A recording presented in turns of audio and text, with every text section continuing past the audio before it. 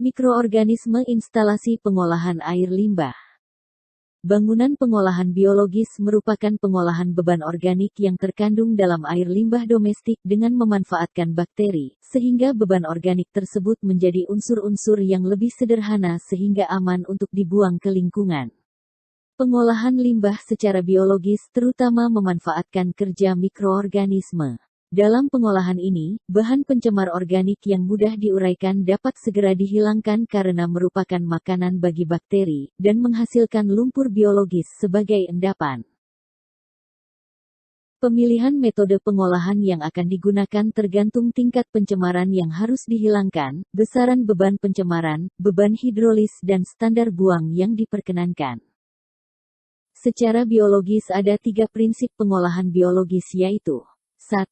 Pengolahan secara aerobik yaitu dengan melibatkan oksigen.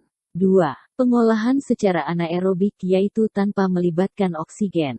3. Pengolahan anoksik yaitu pengolahan biologis yang menggunakan oksigen terikat. Apa yang terlibat dalam pengolahan biologis? Mikroorganisme dalam proses pengolahan biologis, misalnya Vorticella. Mikroorganisme ini menempel pada kawanan bakteri dan memiliki ekor yang bisa ditarik mereka bisa sangat cepat. Epistilis, mirip seperti pusaran formasi panjang atau vortis elef. Mikroorganisme ini seperti rambut yang diatur seorang penata rambut. Juga menggunakan ekornya untuk menempel pada formasi kawanan bakteri. Namun, mikroorganisme ini sedikit lebih pasif dan tidak memiliki fitur yang dapat ditarik sehingga dia tidak bergerak banyak. Sekarang untuk keluarga Chileates free swimmer. Mikroorganisme ini memiliki beberapa varietas berbeda. Ini Aspidiska. Mikroorganisme ini mudah diidentifikasi karena selalu bergerak merangkak. Katakan halo untuk Litonotus. Ini tidak tahu apakah mengucapkannya sudah dengan benar. Dan di sini ada Trecelopilum. Lihat cara mikroorganisme ini bergerak.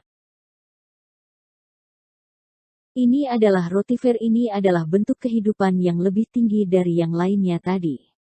Jauh lebih besar dari banyak mikroorganisme lainnya. Terlihat di sini, beberapa rotifer terlihat terus bergerak, namun ada juga yang sedikit kurang aktif. Ini adalah cacing bernama nematode. Cacing kecil ini yang bisa aktif atau hanya berenang dengan malas di sekitar lingkungan juga bisa menjadi indikator beberapa kondisi tertentu. Baik nematoda dan rotifer bisa menjadi indikasi umur biomasa bakteri sebagai verifikasi sistem penilaian tingkat pertumbuhan mikroorganisme dalam air limbah.